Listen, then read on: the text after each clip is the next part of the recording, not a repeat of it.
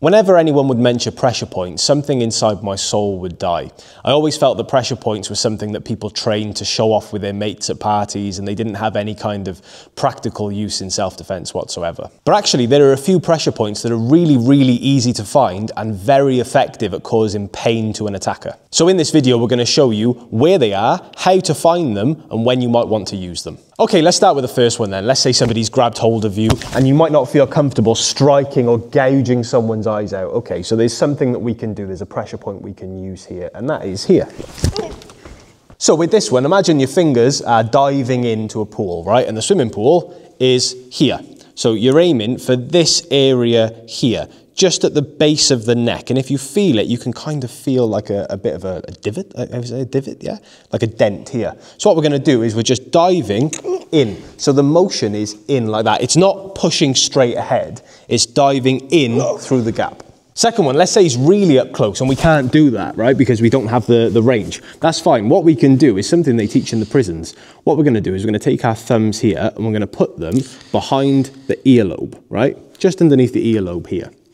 From here, we're not going to push together, we're going to push towards ourselves, right?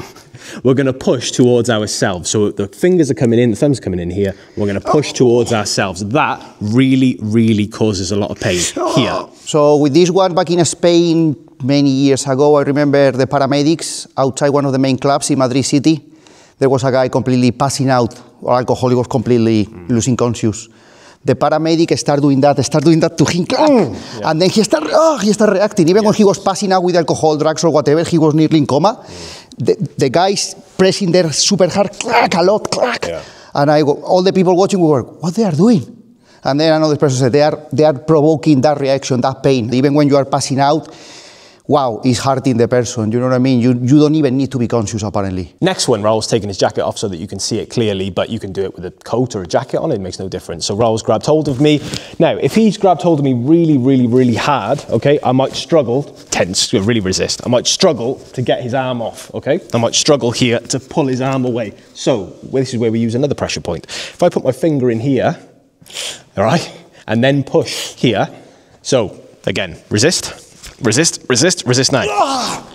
See the difference? So that pain, you're right, that pain is going to cause them to let go, right? So all we're doing is about maybe an inch away from the elbow here, and we just push. That's probably the worst, I think. That's horrible. So we just push it there, okay? And the attacker makes this worse, because if you just let go, it's not gonna hurt. You make this worse yourself by trying to hang on. So you're almost creating your own problem by staying there. The longer he stays there, I can even be a bastard and hold his hand, but I'm not gonna do that because I need to protect myself. But it's just there to get him off. But the key question is, would you actually use those? So yeah, they are great, but I still feel like they're a little bit gimmicky. For example, if somebody's grabbed me, yeah, that is a really cool thing to do and it is gonna hurt them, but I've got his eyes, I've got his throat, I've got his nose, I've got his groin. All of these things hurt, and they don't just hurt the same amount, but they hurt for a lot longer. For example, if I squeeze you here, the second I let go,